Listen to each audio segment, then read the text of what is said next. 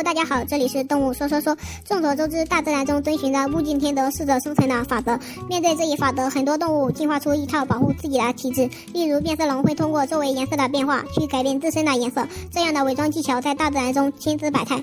其中就有一种鸟儿，为了躲避天敌，将自己伪装成树枝，而且一装就是一辈子，可以说是最心酸的鸟儿了。究竟是什么鸟儿呢？接下来一起来看看吧。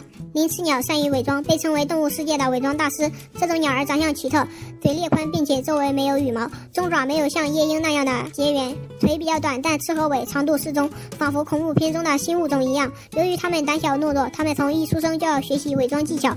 白天，它们挺立依附于树枝或木桩上，利用其羽毛的花纹将自己伪装成树桩。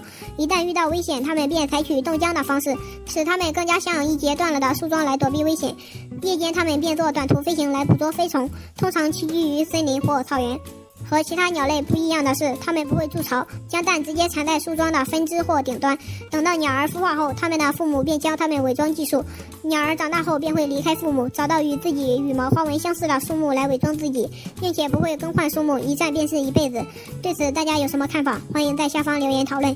感谢大家的收看，喜欢的可以点击关注观看更多内容，谢谢。